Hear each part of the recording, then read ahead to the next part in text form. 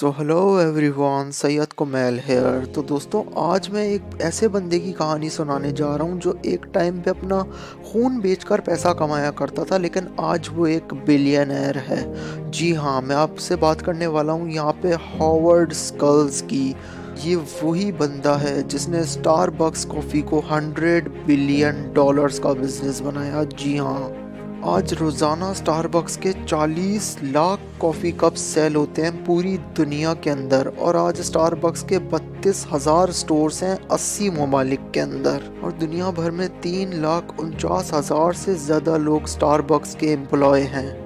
लेकिन दोस्तों, Starbucks coffee बेचने के लिए स्टार्ट ही नहीं हुआ था। जी हाँ, स्टारबक्स की शुरुआत हुई 1971 में सीटल्स मार्केट के अंदर, और उनके ओनर का नाम जीव सिकल, जेरी बेल्डविन और गॉर्डन वॉकर था। स्टारबक्स ने कॉफ़ी बीन्स, चाय और स्पाइसेस को केन में भरकर बेचना शुरू किया था, और स्टारबक्स खुलने के 11 साल बाद यानी कि 1982 में हॉवर्ड ने स्टारबक्स को ज्वाइन किया था। जी हाँ, वैसे अगर हॉवर्ड की कहानी मैं आपको शुरू से सुनाऊंगा तो हॉवर्ड 19 जुलाई 1953 को एक मिडिल क्लास फैमिली में पैदा हुए थे। उनकी माँ एक रिसेप्शनिस्ट थी और पापा डिलीवरी ड्राइवर थे। और जब हॉवर्ड 12 साल के थे तो उनके पापा का एक्सीडेंट हो गया था, और उसके बाद उनके पापा व्हीलचेयर पे चले गए थे और उनके पापा को जॉब से निकाल दिया गया था। जी हाँ, और 12 साल की उम्र में जब बच्चों की खेलने कूदने की उम्र होती है तो हॉवर्ड ने न्यूज़पेपर बेचना शुरू कर दिया था और कैफ़े में काम करना शुरू कर दिया था। हॉवर्ड को नॉर्दर्न मिचिगन यूनिवर्सिटी में स्कॉलरशिप मिली थी क्योंकि वो फुटबॉल बहुत अच्छा खेला करते थे, लेकिन उन्होंने उस स्कॉलरशिप को ठुकरा दिया था, और उन्होंने कम्युनिकेशन स्किल्स में डिग्री हासिल की। और इसकी फीस भरने के लिए हॉवर्ड अपना खून बेचकर पैसा कमाया करते थे। जी हाँ दोस्तों, हॉवर्ड बचपन से ही बहुत ज़्यादा हार्ड वर्किंग थे। 12 साल से ही वो बहुत ज़्यादा हार्ड वर्किंग थे, इसीलिए जब वो 26 साल के हुए तो उन्हें हैमर प्लास्ट कंपनी का वाइस प्रेसिडेंट बना दिया गया। लेकिन यहाँ पर वो बिल्कुल भी खुश नहीं थे, और हॉवर्ड ने 1981 में स्टारबक्स ज्वाइन किया, और 1982 में उन्हें स्टारबक्स के अंदर अपनापन फील होने लगा था। और 1983 में हॉवर्ड को काम के सिलसिले में इटली जाना पड़ा। वहाँ पर जाकर उन्होंने देखा कि लोग कॉफ़ी के बहुत ज़्यादा दीवाने हैं। लोग सुबह शाम कॉफ़ी पीने जाया करते हैं। यहीं से ही हॉवर्ड को कॉफ़ी का ख्याल आया था, और इस आइडिया को उन्होंने स्टारबक्स के ओनर्स के सामने रखा।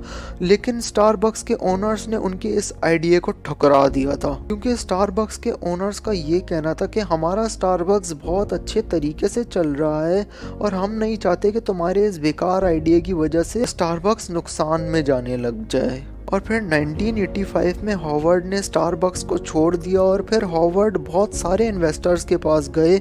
242 इन्वेस्टर्स के पास वो गए, लेकिन उसमें से 90% इन्वेस्टर्स ने उन्हें ना कर दिया, कि उन इन्वेस्टर्स ने हॉवर्ड के इस आइडिया को ठुकरा दिया था। और सिर्फ 10% इन्वेस्टर्स के साथ मिलकर हॉवर्ड ने एल गियोनाले नाम से एक कैफ़े स्टार्ट किया जहाँ पर वो कॉफ़ी बेचा करते थे। और 1986 में उनका कैफ़े बहुत अच्छा चलने लगा, और उस वक्त स्टारबक्स के हालात बहुत ख़राब होने लगे थे। और 1987 में स्टारबक्स के ओनर्स ने स्टारबक्स को सेल पर लगा दिया था। उसी वक्त हॉवर्ड ने इन्वेस्टर्स के साथ मिलकर 28 करोड़ में स्टारबक्स को बाय कर लिया था। स्टारबक्स को नंबर 1 बनाने के लिए हॉवर्ड ने एग्रेसिव एक्सपेंशन स्ट्रेटेजी का इस्तेमाल किया, और 1992 तक पहुंचते पहुंचते यूएस के अंदर 165 स्टारबक्स मौजूद थे, और 1996 तक ये नंबर 100% बढ़ गया था, यानी कि 2000 स्टोर्स खुल चुके थे।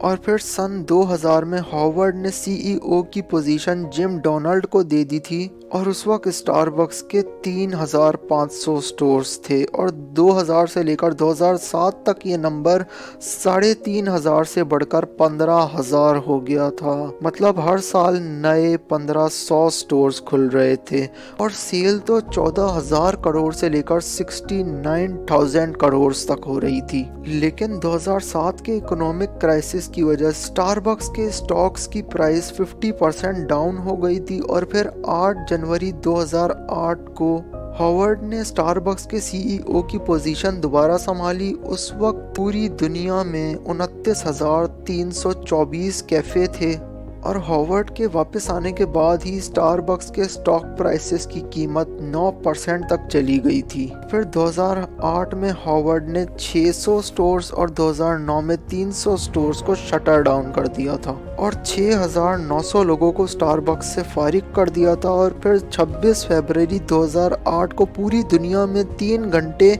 स्टारबक्स को बंद रखा गया और उन 3 घंटों में हॉवर्ड ने पूरी दुनिया के स्टारबक्स वर्कर्स को अपनी सिग्नेचर कॉफी बनाना सिखाई। और 3 घंटे पूरी दुनिया में शॉप्स बंद रहने की वजह से स्टारबक्स को $6 मिलियन यानी 44 करोड़ का नुकसान झेलना पड़ा था। और 2008 में ही न्यू ऑटो मशीन्स को हटाकर पुराने ला मर्जोको मशीन्स लगवाए गए और फिर स्टारबक्स ने अपना लॉयल्टी कार्ड भी निकाला और स्टारबक्स ऐप भी वहीं से ही शुरू हुई। और आज उस ऐप के थ्रू 30% सेल्स होती हैं स्टारबक्स की, यानी कि $100 बिलियन में से $30 बिलियन स्टारबक्स ऐप से कमाता है। और फिर 2016 में हॉवर्ड ने सीईओ की पोजीशन छोड़कर केविन जॉनसन को दे दी थी और 2020 तक आते आते स्टारबक्स के स्टॉक में 1600% इजाफा हो चुका था। 2030 तक पूरी दुनिया में स्टारबक्स के 55,000 स्टोर्स खुल जाएंगे और स्टारबक्स अपने एम्प्लॉयज़ को free health care, stock options, retirement plan, adoption assistance और पेड कॉलेज ट्यूशन प्रोवाइड करता है। हॉवर्ड की ये सक्सेस देखने के लिए उनके पापा तो अब इस दुनिया में नहीं रहे, लेकिन आज पूरी दुनिया उनकी ये सक्सेस देख चुकी है। दोस्तों, ये होता है एक छोटे से स्टार्टअप का भी फ़ायदा। अगर हॉवर्ड एक ही जगह पर जॉब करते रह जाते तो शायद वो कभी भी अपना खुद का कॉन्सेप्ट लॉन्च नहीं कर पाते और आज स्टारबक्स इतना बड़ा बिजनेस भी नहीं होता। तो दोस्तों, अगर आप लोग भी अपना बिजनेस स्टार्टअप लेना चाहते हैं और हर मंथ कम से कम 30,000 और ज़्यादा से ज़्यादा 50,000 कमाना चाहते हैं तो नीचे दिए गए फॉर्म को फिल कर दीजिए। और दोस्तों, जैसे स्टारबक्स की अपनी एक ऐप है, वैसे ही अगर आप लोग भी ऐप डेवलप करना चाहते हैं तो नीचे दिए गए चैनल पे चले जाएं। उस चैनल के ऊपर आपको ऐप डेवलपमेंट वाली वीडियोस मिल जाएंगी। वीडियोस को देखकर आप लोग एक ऐप डेवलप करना सीख लीजिए और फिर अपनी ऐप को प्ले स्टोर के ऊपर डालकर पैसे कमाना शुरू कर सकते हैं। दोस्तों, हॉवर्ड की स्ट्रगल में से सबसे बेस्ट पार्ट कमेंट करके बताइएगा। और इस वीडियो को बनाने में मेरी बहुत मेहनत लगी है, तो इस वीडियो को लाइक ज़रूर कीजिएगा, चैनल को सब्सक्राइब कर दीजिएगा। मैं ऐसी ही इन्फॉर्मेटिव स्टोरीज़ यहाँ पर लाता रहूँगा। मैं मिलूँगा आपसे अगली वीडियो में, तब तक के लिए गुड बाय।